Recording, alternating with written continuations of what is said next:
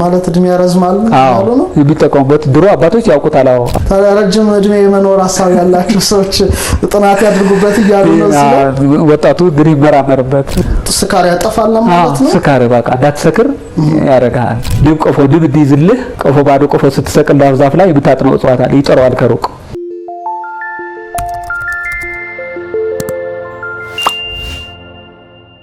ከመምህር ካሳይ ገብረ እግዚአብሔር ጋራ ስለ ኢትዮጵያ እጽዋት ሰፊ ውይይት እያደረግን እዚህ ደርሰናል።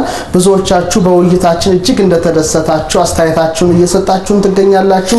በእጅጉ እናመሰግናለን። መምህር ዛሬ ካለፈው ቀጥለን ነው የምንወያየው። ብዙ ጊዜ የኢትዮጵያውያን ስሞች ከእጽዋት ጋራ የተያዙ እንደሆነ ይነገራል። ለምሳሌ በአቅራቢያችን እንኳን የምንሰማው ጽጌ የምትባል ፍሬው፣ ለምለም እንደ ያሉ ስሞች እናያለንና እነዚህ ከእጽዋት ጋራ ትስስር ያላቸው ስሞች ናቸው። እስቲ እንደው ኢትዮጵያውያንና ስም ከእጽዋት ጋር የተያያዘ ስማቸውን እስቲ እንደው ዘርዘር አድርገው ለተመልካቾቻችንና ለአድማጮቻችን ቢያብራሩልን መልካም ይመስለኛል። አዎ እንደተባለው አንዱ የኢትዮጵያውያን ከእጽዋት ጋር ያላቸው ግንኙነት አመላካች ይመስለኛል ይሄ ነገር። ምክንያቱም ትስስሩ ስር የሰደደ መሆኑ አንደኛ በእጽዋት ላይ ያለው ግንዛቤ ሰው ያመለክታል ማለት ነው። ብዙ ናቸው። ለአብነት ያህል እንኮይ፣ ሎሚ፣ ሎሚናት፣ ሎሚ እሸት፣ ትርንጎ እነዚህ እንደ አበባየሁ፣ አበባ፣ አበቢ ያው ከትንጋራ አበባ፣ ሰንደል የሚባለው ስም አለ። ዛፍ አለ ሰንደል። በትረ ያሬድ በቀደም ዕለት ስለነበረው በትረ ያሬድ የሚባሉ ሰዎችም አሉ። በዛ በእንትኑ ወይንቱ፣ ወይን እሸት፣ ወይን ሀረግ፣ ወይኖ፣ ፍሬ ወይን፣ ሀረገ ወይን እነዚህ ጽጌ ወይን፣ ጽጌ ወርቅ፣ ስዬ፣ ዘንባባ፣ ብርቱካን፣ ጉዳይ፣ ፍሬው ቅድም እንዳልከው ፍሬ ህይወት ወይም ሀረግ፣ የሺ ሀረግ፣ እጸገነት፣ ሮማን ወርቅ፣ ሰምሃል፣ ስይት፣ ሊላይ፣ ሰርጸ ፍሬ በቃ እንደዚህ አይነት እያለው ይቀጥላሉ። ብዙ ናቸው። ይሄ ከሰዎች ለምሳሌ ከሰው ስም ሌላው እንስሳትም ገበሬው በእጽዋት ይጠራል። እንስሳቶችን ጭምር በእጽዋት ቅጽል እያደረገ ስም ያወጣላቸዋል። ለምሳሌ እጽዋት ሆነው ማለት ነው። የእንስሳት ለምሳሌ የአንበሳ ጋማ የሚባል አለ። ተክል ነው ማለት ነው። ግን ተክሉ በአንበሳ በእንስሳ የስኮኮ ጎመን፣ የጅብ ምርኩዝ፣ የጅብ ሽንኩርት፣ ጅብ አስፈሴ ምን ማለት ነው? ያው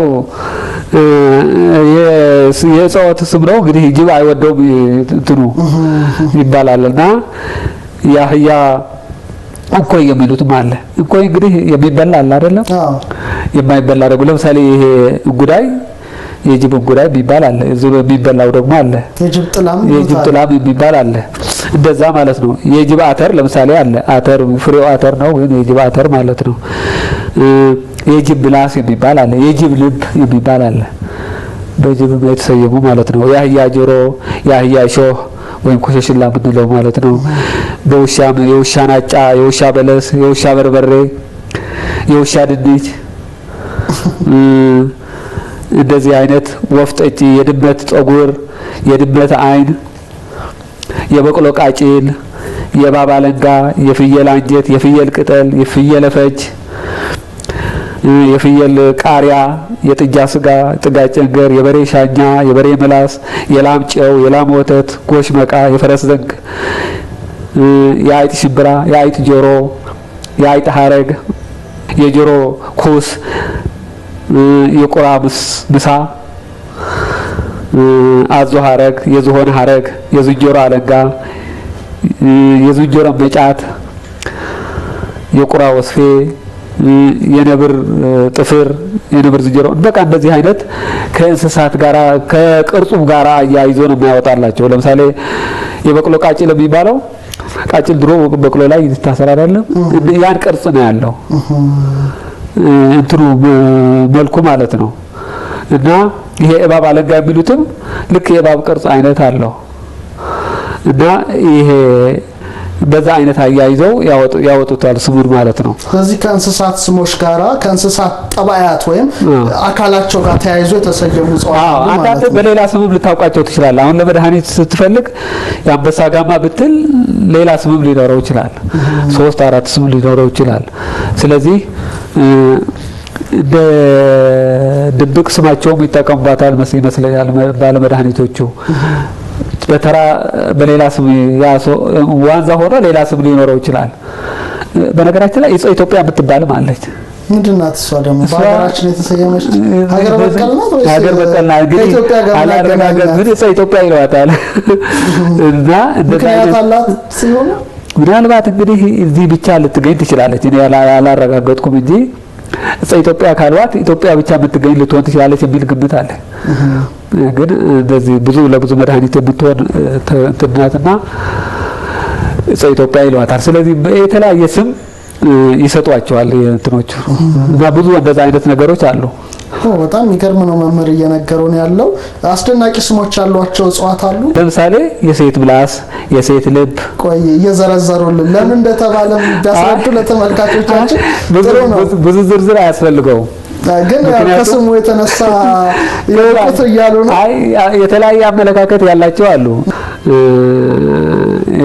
እነሱ የሚሰጧቸው። ስለዚህ አንዳንዱ ሴትንም ዲኮር ያደረገው ወይም ዲያኮርፍ ሊያደርግ ስለሚችል ይቅርብ። እሺ መልካም ቀጥሉ። ውሃ ይነካሽ የሚለዋት አለ። ለምሳሌ ውሃ ይነካሽ ምንድነው? ድርቅ ትችላለች። በፀሐይ በበጋ ጊዜ አትደርቅም። ውሃ አገኘች አላገኘች ከዛ የተያዘ ይመስለኛል ነው። እና ምላስ ጎልጉል እንኳን እዚያው ነው። ትንሽ ምላስ ከመስኮ በምላስ በጣም መጥፎ ስለሆነ ምላስ ይጎለጉላልና ንብ አምክን የሚባል አለ። ዳይወልድ ንቡ እንግዲህ አንዳንድ ጊዜ ንቦች ይዋልና ቀፏቸውን እየጣሉ ይሄዳሉ አይደለም። ገበሬ እዛ ሆኖ ቀፎው ላይ ማር እንዲሰጠው ነው የሚፈልገው። ስትወልድ ንቡ ሲራባ ጎጆ እያወጣ አይደለም የሚልካቸው ንግስቷ የተወሰነ ሰራዊት ይዛ ለልጇ ለንግስቷ ይዛ ትሄዳለች። ባዶ ይቀራል፣ ቆፎ ይደክማል የማር ምርቱ። ስለዚህ ያን መድኃኒት ያደርጉላታልና ቅጠሉ ንብ አምክን ይላል። አትወልድም ንቧ ከዛ እና እንደዚህ ከዛ ጋር የተያዘ ነው። የቆቆሎ የሚባል አለ፣ በጋ ነፍሴ የሚባል አለ፣ የአሮጊት ፈስ፣ ማቱሳላ እድሜ የተጠቀሙበት ነው። ለረጅም እድሜ ለማድረግ ማለት ነው። ማለት እድሜ ያረዝማል ያሉ ነው የሚጠቀሙበት። ድሮ አባቶች ያውቁታል አካሄዱ እድሜ ለማስረዘም ማለት ነው። አሁን እኮ እድሜዎች ያያነሱ እየሄዱ ነውና እውቀቱም እያነሰ ነው። ግን ማቱሳላ እድሜ ያረዝማል እያሉ እና ማቱሳላ የሚባል ተክል አለ። ረጅም እድሜ የመኖር ሀሳብ ያላቸው ሰዎች ጥናት ያድርጉበት እያሉ ነው። ወጣቱ እንግዲህ ይመራመርበት። የካህን ቅም የሚባል አለ። እንግዲህ የካህን ቅም ምን እንደሆነ ደሃነቀል የሚባል አለ። ደሃነቀል አረብ ነው እና አቀንጨራ የሚባለው ነው። ደሃነቀል ነው የሚለው ገበሬው። እህሉን በአንድ ጊዜ ሙጥጥ አድርጎ ነው ደህና በሆነ ይበቅልና ነሐሴ ላይ ኩምሽሽ ይላል። ለምሳሌ እምቦጭ እንደምንለው አይነት ማለት ነው። እና ደህና ማሽላው በቅሎ ደህና ሰው መሃል ላይ በቃ እዛው አሮ ይቀራል። እዛው ተቀንጭሮ ይቀራል። አፈራምና ደሃነቀል ይሉት። ወንዝ አድምቅ ይባላል። ወንዝ አድምቅ እንኳን አበባ ነው። ወንዙ ዙሪያ ይበቅልና ጌጥ ይሰጠዋል። አበባ ነው። ወንዝ ዳር ይበቅላልና ደስ ይላል። ውሃው በተለይ በጥቅምት በህዳር ጥሩ ውሃ የሆነ ይጠራል አይደለም። እንደገና አበባው ያንን የሚፈካውና ልዩ እንትን ለመናፈሻ የሚሆን ነው። ግን የኛ ሰዎች አንጠቀምበትም እንጂ የበግላት የሚሉትም አለ። ይሄ ከቅርጽ ጋር ነው የበግላት ስለሚመስል ነው። እኛው እንኳን ያቡን ወጥ የሚባል አለ። ያቡን ወጥ ቲማቲም ነው፣ የሀበሻ ቲማቲም ነው። የድሮ የግብጽ ጳጳሳት ወጣቸው የሀበሻ ነው። የሀበሻ ቲማቲም ትንሽ ናትና የአቡን ወጥ ይገዛሉ። ከዛ ጋር አጥግብ የሚበላ ነው። ስሩ እንደ ድንች አይነት ሆኖ ያው ስለሚያጠግብ ይመስለኛል። ኑሩልኝ የሚባል አለ። ምንድነው እሱ ደግሞ? ኑሩልኝ አብዛኛው ጊዜ ድሮ በችግር ጊዜ ክረምት እንግዲህ እህል ያልቃል አይደለም። ስለዚህ ገበሬው እረኛው በተለይ ራሱ የሚበቅሉ በአት ተክሎች አሉ። ስራቸው የሚበላ ቅጠላቸው የሚበላ የድሮ እረኛ እሱን እየተመገበ ነው የሚውለው እና ኑሩልኝም ልክ ድንች የመሰለ ነው። ምንድነው ልዩነቱ? ጥሬው ይበላል። ቆፍረህ ትበላው ምንም ያው ይጣፍጣል ይበላል ማለት ነው። እና አንተ ኑሩልኝ ለማለት ይመስለኛል። እህል ባላገኝም የሚበላ ባላገኝም አንተ ሳልሞት ድረስ የሚባልም አለ። ሳልሞት ድረስ ቄስ በደጄ ማለት መድኃኒት ናት።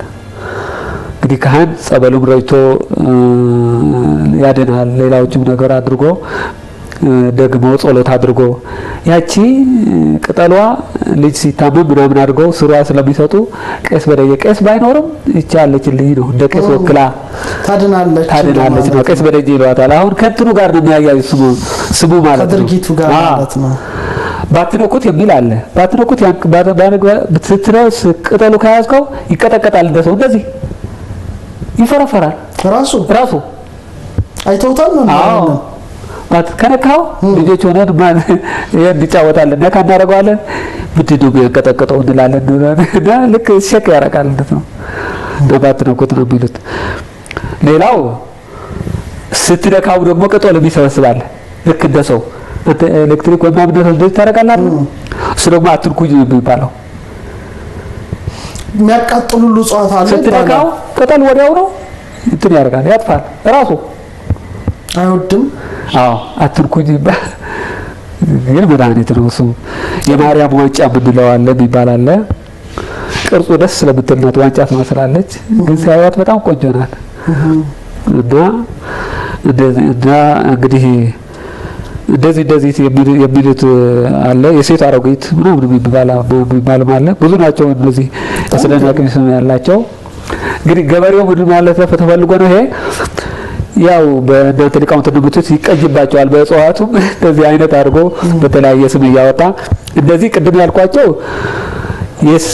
የተለየ ስም። ይሄ ደግሞ የገበሬው ስሞች ናቸው። እነዚህ ገበሬው የሚያወጣቸው ናቸው። እነዚህ ከመድኃኒት ጋር የተያዙ አይደለም እንትኖቹ።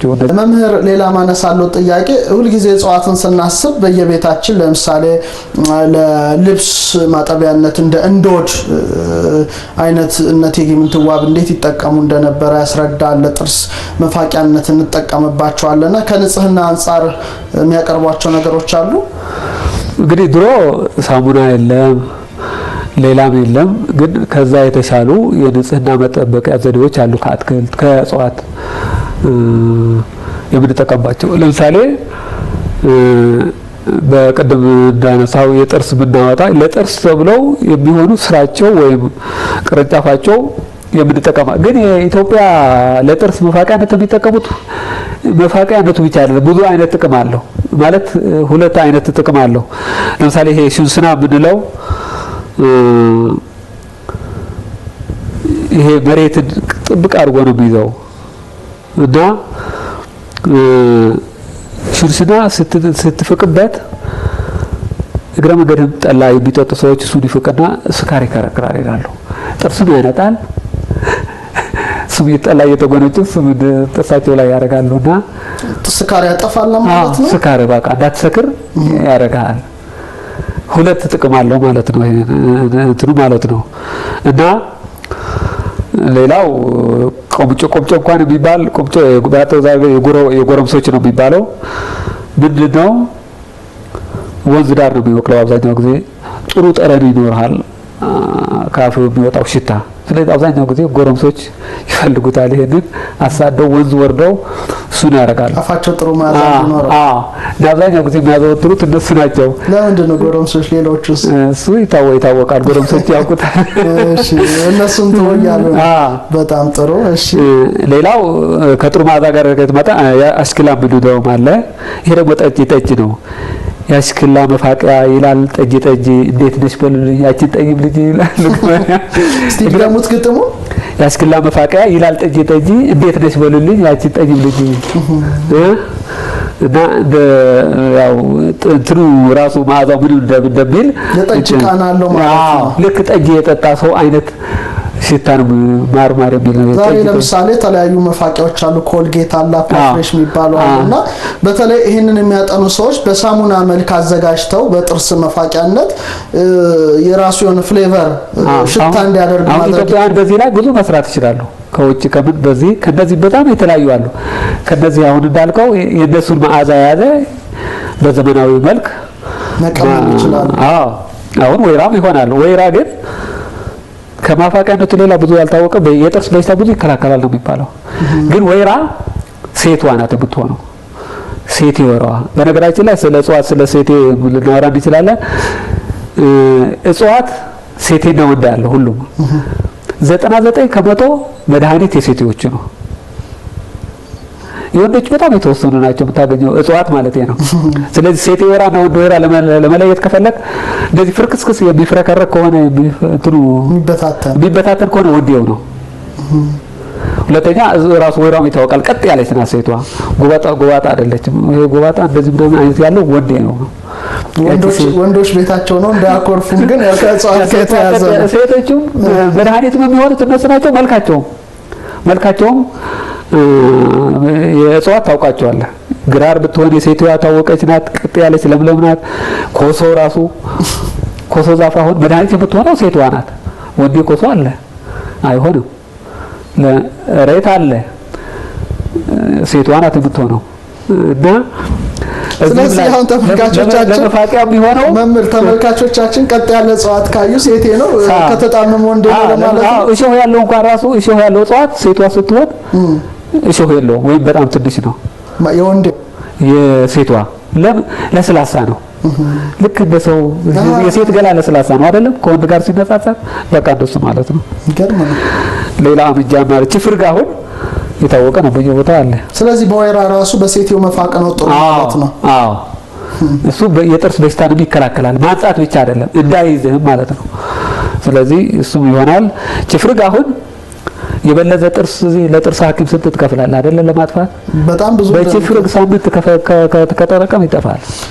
ምናልባት የጥርስ ሐኪሞች እንዴት እኛን እንደራዘጋችሁ እንዳሉ እንጂ ለምርምር ማላቸው እነሱም ይጠቀሙበት። በተለይ እነዚህ እንትኖቹ ምን ያህል ናቸው፣ ምን ውስጣቸው ምን ይዘት አለ፣ በሽታን ስቃይን የሚያስታግሱ አሉ፣ በሽታ ከያዘ በኋላ የሚከላከለዋልና እነሱ የኛ ወጣቶች ከፈረንጅ የቀዱት ብቻ ሳይሆን ይሄንንም ሀገር በቀል ጥናት መመራመር ይችላሉ ማለት ነው። እና ችፍርግ ለዚህ ዋዋቴ እንኳን ጥርስ ትጣፍጣለች። ዋዋቴ የምትባላለች ትጣፍጣለች። ብትወጣው ራሱ እንደ ሸንኮራ አገዳ አይነት ይጣፍጣል ነው። እንዲያውም ዋዋቴ ዋዋ ይላል ምን መጣፈጥና በልዳ ብዙ ናቸው። ብቻ ብዙ አይነት ለጥርስ ይጠቅማሉ ማለት ነው ለመፋቂያነት። ግን አሁን ብዙ እየተሸጠ ነው የምናየው። ያዞራሉ፣ ይሸጣሉ። ግን ምን ያህል እነዚህን ይዘዋል ብለው ያስባሉ? እኔ ደግሞ ብዙ ጊዜ ለጋዜጦችም ጠቁሜ ነበረ። አንዳንድ በራሴ እዚህ አዲስ አበባ እርግጥ ስር ማወቅ ከባድ ነው። ቅጠሉ የትኛው እንደሆነ ታውቀዋለህ፣ ግንዱ አይተህ ታውቀዋለህ። ስር ግን አብዛኛው ጊዜ አይታወቅም። አለዛ ወይ ጣሙ ቀደም ብለህ ማወቅ አለብህ። ይሄ ወይራ ነው ይሄ ስር። አሁን ቅድም ያልኩህ እንደዚህ ሁሉ ስር አይደለም። ኢትዮጵያውያን ስር አይጠቀሙም። መድኃኒት ስር ለምን የማይጠቀሙት? ስር ከነቀልከው ዛፉ ይደርቃል፣ ይጠፋል። ዛሬ አንዱ ነገ አንዱ ከዛ በኋላ አይተካም። ብዙ ጠፍቷል በዚህ አይነት ነገር። ስለዚህ ስራቸው ከሚቆፈር የሚመለከተው አካል አንደኛ እየተጫኑ ነው የሚመጡት። አሁን ከደቡብ ኢትዮጵያ ይሄ ጥርስ መፋቂያ እነዛ ተክሎች እየጠፉ ነው ማለት ነው። ስለዚህ ለንግድ ሲባል ዝም ብሎ አንዱ የሆነ ስር ላይመጣ ይችላል። በምን ታውቃለህ? ጎጂም ሊሆን ይችላል። መርዝነት ያላቸው ተክሎች አሉ ስትውጣቸው። ስለዚህ ያ ትክክል ነው ወይ? ወይራ ከሆነ ይታወቃል ከነግንዱ ስለሚመጣ፣ ክትክታ ከሆነ ይታወቃል። አሁን ያልኩ ሌሎችም ይታወቃሉ። ስለዚህ ችግር የለባቸውም። ስለዚህ አሽክላ ብታመጣ ይታወቃል፣ ችፍርግ ብታመጣ ይታወቃል። ስለዚህ ስሩ ሲሆን እንትኑ ለእጽዋት ሁሉና መጥፎ ነው። ስለዚህ በዚህ አጋጣሚ እንዲያውም የሚመለከታቸው አካላት እዚህ አዲስ አበባ የሚሸጠው የጥርስ መፋቂያ እውነት የጥርስ መፋቂያ ነው ወይ? በተለያዩ ብሔረሰቦች የተለያዩ ናቸው። እንደዚህ ብቻ ናቸው ማለት አይደለም። በብዙ ቦታዎች የሚቀጥሩ ጋምጎፋ ሄደህ የምታገኘው፣ ወለጋ ሄደህ የምታገኘው ዛፍ ይለያያል። ትግራይ ሄደህ የምታገኘው፣ ወሎ ሄደህ የምታገኘው እጽዋቱ ሊለያይ ይችላል። ግን እዛ የሚጠቀመው ከፋ የሚጠቀመው ለጥርስ መፋቂያ ተብሎ የታወቀ አባቶች የሚያውቁት አለ። ከድሮ የመጣ ማለት ነው የተመራጭ። ሌላ ቦታም እንደዚሁ። ስለዚህ ከዛ አካል የሚመለከተው አካል እንትሩ ቢኖረው ጥናት ቢያደርግ፣ ምክንያቱም ለእጽዋት ሁሉና ይጠፋሉ። ስሩ የሚነቀል ከሆነ ይጠፋሉ። ምክንያቱም ግድ አንዱ ዛሬ ነገ ዛሬ ተተኪ ስር ነቀልከው ማለት ግድ ብትቆርጠው ያቀጠቅጣል ስሩ ስላለ ስሩ ከተነቀለ ተነቀለ ነው። ሌላው መምህር ማነሳለው ጥያቄ ከመዓዛ ጋር የተገናኘ ነው። ለምሳሌ በቤታችን ዙሪያ አሁን ምንም ይሸት መዓዛ የለም። ቆሻሻ ይሸተናል ስንወጣም በቃ አካባቢ ሁሉ የተበከለ አየር የሚሸት ነው። በጥንት ጊዜ ግን ጥሩ መልካም መዓዛ የሚሰጡ እጽዋት ሊኖሩ እንደሚችሉ አልጠራጠርም። በአንዳንድ መጻሕፍት ላይ ዶክመንት ሆነው የምናያቸው እና እስቲ ከመዓዛ ጋር አንዳንድ ነገሮች ቢያነሱልን መልካም ይመስለኛል። ምክንያቱም ይሄንን ማነሳሎት ምክንያት ሁላችን በቤታችን ዙሪያ ብንተክላቸው አሁን በብዛት ምናየው ባህር ዛፍ ነው ውሃም ይመጣል ይባላል። ሌሎች ሀገር በቀል እጽዋት የሉም ከባህር ማዶ የመጡት አንዳንድ ለጌጥ እንጂ መዓዛ በየቤቱ የለም እና ከጤንነትና ከመዓዛ ጋር እስቲ ያነጻጽረው የመዓዛ እጽዋት ካሉ ለተመልካቾቻችንና ለአድማጮቻችን ቢገልጡላችሁ ማለት ነው። ባይገርምህ የድሮ ገዳማት ግቢ ስትገባ ራሱ መዓዛው ይስባል። የድሮ የጥንት ገዳማት እጽዋት አሉ ከድሮ ጀምሮ የመጡ ገና ከርቀት ነው የሚስቡ የተለያየ መዓዛ አላቸው አንዱ የሚያወጣው ማለት ነው። ስለዚህ ራሱ መንፈስ ደስ ያሰኛሉ ራሳቸው በጣም ምግብ ይሆናሉ የህሊና ምግብ ናቸው። ስለዚህ የድሮ አባቶች ሁለት ነገር መዓዛ ብቻ አይደለም መዓዛ ያለው ነገር ሁሉ ሌላ መድኃኒት የለውም ማለት አጋም ለምሳሌ ጥሩ መዓዛ አለው ሲያብብ ቀጋ ጥሩ መዓዛ አለው ሲያብብ አጋምና ቀጋ ሲያብቡ በጥቅምት በዚህ በአሁን በህዳር ወር ጫካ ስትገባ ውጣ አይልህም አበባቸው ያውዳል አካባቢ ማለት ነው። ሌሎችም አሉ የምናውቃቸው እንደ ትርንጎ እንደ ሎሚ ነናና ተውና ጤና አዳም ምናምን እንደዚህ በቀላሉ የሚከሩ ይሄ ርጉፍት የሚባል አለ። እስቲ ድገሙት። ርጉፍት አዎ የሎሚ እሸት የምንለው አለ። እያንዳንዱ ለተመልካቾቻችንና ለአድማጮቻችን የበለጠ የሚሰጠው መዓዛ ጋር ቢያብራሩ። ምክንያቱም ለምን ይሄንን አቅርበን ቤታቸው ዙሪያ ቢተክሉ ምናልባት ግቢ ያላቸው ሰዎች ደግሞ እነዚህን እጽዋት ተክለው ከመዓዛው ለጎረቤት ይጠቅማል ለአካባቢ ይጠቅማል ለራስ ይጠቅማል እና እንግዲህ በየቦታው አሉና ለምሳሌ የሎሚ እሸት ከሎሚ ጋር ሽታ ስላለው ነው ሎሚ ይላል። አዎ ስለዚህ ሎሚ ራሱ ብትተክለው እንደዛ አይነት ሎሚ ጥሩ መዓዛ ነው የሚሰጥ ራሱ በግቢ ሎሚ ብትተክለው ሎሚም ታገኛለህ የግቢ መዓዛ ይለወጣል።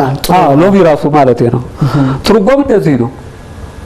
ትርንጎም እኮ መበላት ብቻ አይደለም ራሱ የትርንጎ አትክልት ያለበት ቦታ ልዩ መዓዛ ነው ያለው ራሱ ትርንጎ ትበላዋለህ እንደገና መዓዛው ደግሞ ጥሩ ነው። አጡምባር ግዛዋ ራሱ ግዛዋ መድኃኒት በጣም የታወቀ ብዶ ሞተብሽ ልጅሽ ግዛዋ ሳለ በደጅሽ ይባላል። ምን ለማለት ነው? መድኃኒት ነው ማለት ነው። ግዛዋ ግን መድኃኒት ብቻ አይደለም ራሱ ግቢው አካባቢው ገና ሰዎቹ ግዛዋ ተክል ያለባቸው ሲገቡ በር ከፍተው ይቀበሉታል ጥሩ መዓዛ አንድ መድኃኒት ነው። ጠጅ ሳር አሁን ጥሩ መዓዛ ነው። እርግጥ ጠጅ ሳር ድሮ ጠጅ ቤት ጠጅ ያለበት ጠጅ የሚጣልበት ቤት ነው የሚጎዘጎዘው ዝም ብሎ አይጎዘጎዘም በጣም መዓዛ ስላለው ጠጅ ተጥሎ ድግስ ምናምን ሲኖር መሬቱ በቀጠማ ምትክ ጠጅ ሳር ለጠጅ ቤት ተብሎ ማለት ነው። ኮሰረትም ራሱ የሆነ ልዩ መዓዛቸው እንደ ቀበርቶ ነው ሁሉ ብዙ አይነት አሉ እኮ ብዙ አይነት አሉ ቀዳራ አለ ብዙ አይነት አሉ። አሁን እነዚህ ጥሩ መዓዛ የምንላቸው ለሽታ ብቻ ሳይሆን ለተለያዩ ነገሮችም ይጠቀማል። ለምሳሌ ለምን ማለት ነው ገበሬዎቹ የቤት እቃቸውን ቅድም ብለናል ሳሙና የለም ኦሞ የለም ሌላ የለም አይደለም የሚያጸዱ እንደገና ጥሩ መዓዛ የሚሰጡ አሉ። ለልብስ ለእቃ ለምሳሌ ለንጽህና ስትጠቀምባቸው የእቃ ቤት ማለት ነው። ለወተት እቃ ስታጥባለ ዝም ብሎ በተገኘ እቃ አይደለም ለወተት እቃ ያንን ወተት ጥሩ ጣዕም የሚሰጠው እንደ አንፋር የመሳሰሉ እንደ ሳልሞት ድረሽ ቅድም ያልኩትን ለዚህ ይውላሉ እዚህ ይውላል። ጠላም እንደዚህ የጠላ እቃ ደግሞ በተለያየ ነው የሚታጠበው እንስራውን ለማጠብና ለማጠብ መዓዛው ጥሩ ዳቦ ለምሳሌ ጎጃም ያየሁት እኔ ደጋ አዛምርና ጉናጉና ምናምን የሚሉት ቀረባ የሚሉት አለው ምንድን ነው የሚያደርጉት? ይሸፍኑታል ሊጡን በዛ በእንትኑ ላይ በዳቦውና ሲጋግሩ ሲያር ያረረው ጠላ ውስጥ የጠላ ዳቦ ሲጋግሩ ማለት ነው። እና ራሱ ቤቱ እንትኑ ዳቦ የሚጋገርበት ልዩ መዓዛ አለው። ጠላው ራሱ ልዩ መዓዛ አለው። እንኩሮ ማለት ነው አይደለም? የጠላ ቂጣ አዎ። ለዳቦም ደግሞ ሌላው ዳቦ ራሱ ዳቦ ሲጋግሩ ማለት ነው። የቤት የሚበላው ዳቦ ዝም ብሎ አይደለም፣ በተገኘ አይደለም። ልዩ ቅጠል አለ። እንጀራ ሲጋገር ለጉዝጓዝ የሚሆነው አለ። አንደኛ ለስላሳ እንዲሆን ሳይደርቅ እንዲቆይ ያደርጋል። ሁለት እንደገና ደግሞ እንዳሻግት። ይሄ ማለት ጸረ ፈንገስ አለው ማለት ነው። እሱን በየግቢ ያለው ሰው ዛፎችን ቢተክል ለሁለቱም ነገር ይጠቅማል ማለት ነው። እንጀራው ሳይሻግት ይቆይለታል ማለት ነው። መዓዛ በጣም ገና በሰው ሌማቱ ሲከፈት ቤቱ ያውዳል። ጥሩ ደስ የሚል እንትን ማለት ነው። እንጀራ ራሱ አይሸትም። አሁን ጓዳ ሲጋገር ራሱ እሱ ማዳበሪያው ነው የሚሸት። ድሮ ከሩቅ ነው የሚሸት እንጀራው እና አሁን ያው የማዳበሪያው ምናምኑ እንኳን እንጀራውን ወጡም አይሸትም እኮ። አሁን ሁሉም ነገር ያው የተበላሸ በሀገር በቀል ስለማንጠቀም ነው። ሁሉም ነገር ሁሉም ወደ ውጪ ከውጪ የመጣ ነው። እኛ ጋር የነበሩት ሀገር በቀል በነገራችን ላይ ወደ 250 ኢትዮጵያ ብቻ የሚበቅሉ እጽዋት ህብረ ብር አንደኛ መጽሐፍ አጥንቻለሁ። አሁን እነሱ በሙሉ እየጠፉ ነው።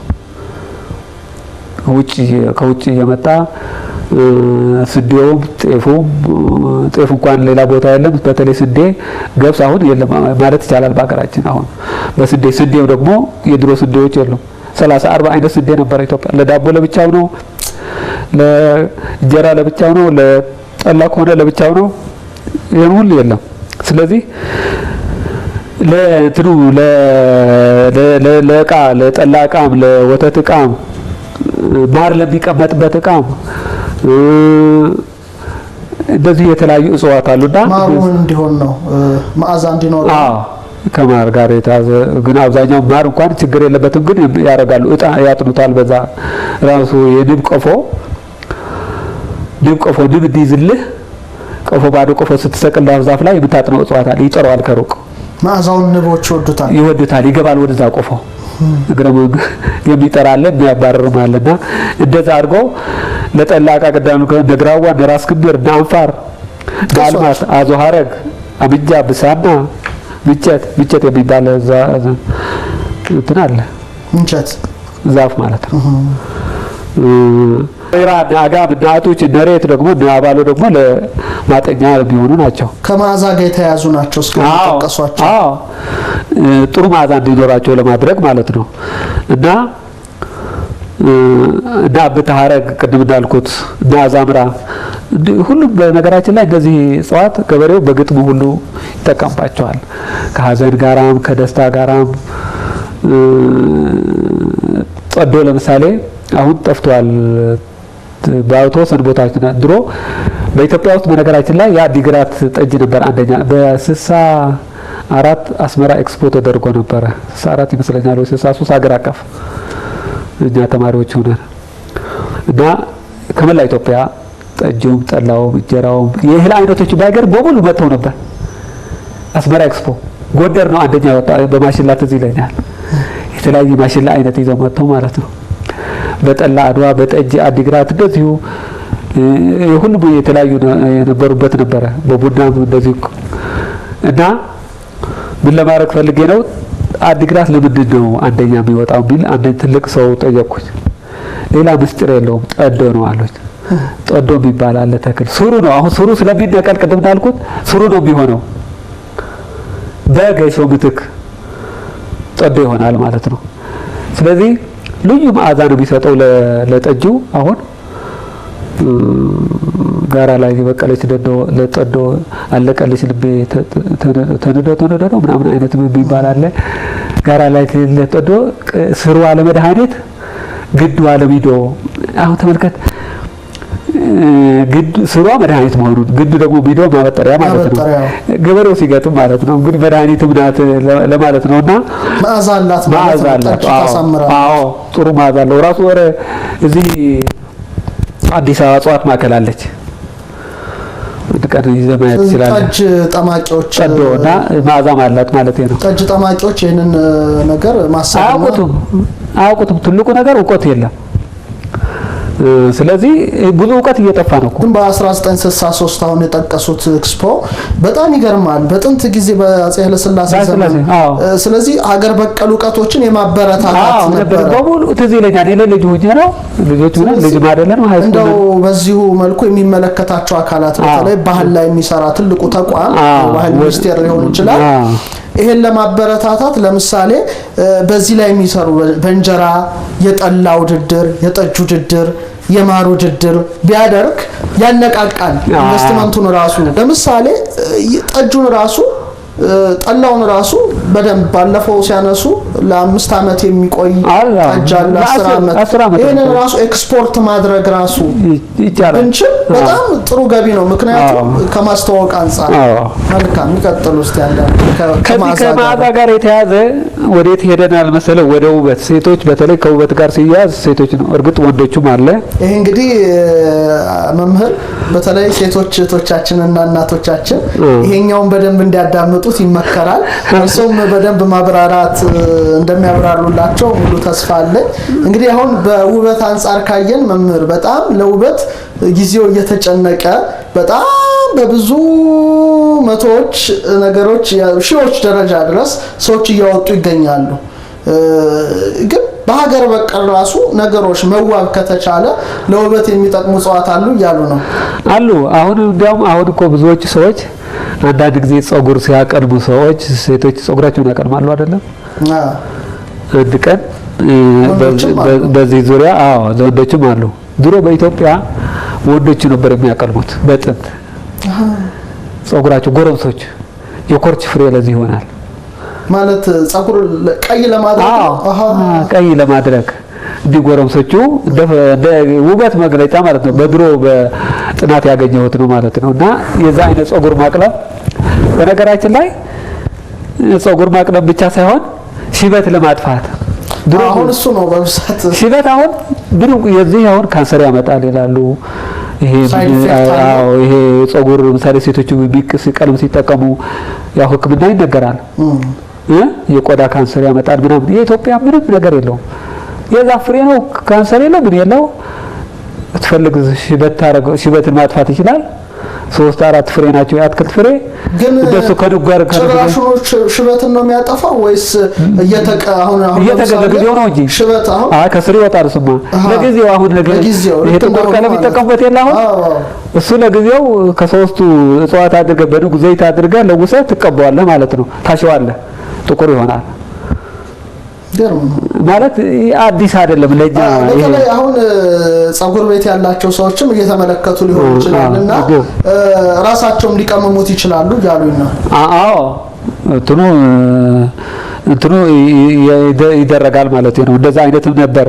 ለምሳሌ ሌላው ትዝ የሚለኝ ትግራይ ውስጥ ዩሮፕ የሚጠቀሙበት እንግዲህ አንዳንዱ ጸጉሩ ከርዳዳ ሲሆን ለምን ልጫ አልሆነም ይላል። አንዳንዱ ልጫ ደግሞ ከርዳዳ ጠንካራ ለምን አልሆነም ይላል አይደለም። ሬት ጸጉሩ ልጫ ለሆነ ሰው በሬት ቢያሸው ወዲያውኑ ቀጥ ይላል ጸጉሩ። ጎፈሬ ለማድረግ አንዳንዱ ሰው ጎፈሬ መሆን አይችላቸውም። ጸጉረ ልጫ ሲሆን ድሮ ደግሞ ጎፈሬ ይፈለጋል። ፋሽን ነበር። ከጓደኞቻቸው ጋር ለመለየት በሬት ነበር የሚያደርጉት። ልክ እንደዛ ቀጥ ይላል ማለት ነው። ማለት ሬቱን እንዴት ነው የሚያደርጉት? ምክንያቱም እውቀትም የማስተላለፊያም አንዱ መንገድ ስለሆነ በተለይ በዚህ ዙሪያ እየሰሩ እየተመራመሩ ያሉ ሰዎች ካሉ ፈሳሽ አለው እንትኑ ሬት በተለይ ቅድም እንዳልነው የሴቷ ሬት ነገር ሴት ነው እንደ ሬት ለምን ታውቃለህ መሰለህ? የሴቷ ሬት ከታች ወፈር ያለች ናት። እሾህ የላትም። ወንዱ እሾህ ቢዋጋ እሾህ አለው። ወንድ ሬት እሷለ እንትናትና የሴቷ ሬት ፈሳሽ አለውና በሱ ፈሳሽ ጸጉራቸውን ያሽታል ማለት ነው። ስለዚህ ለመዋቢያነት በነገራችን ላይ ሬት ለሽቶ ድሮ ኢትዮጵያውያን ሽቶ ይሰሩ ነበር። ከሬት የታወቀ ነበርና ለሽቶም ይሆናል። በዘመናዊ ይጠቀሙበታል። ዘመናዊ ሽቶ ማምረቻ አውሮፓውያን ሬት ለሽቶ ይጠቀሙበታል። ግን ኢትዮጵያ በጥንት ጊዜ በብዛት ይጠቀሙበት ነበር።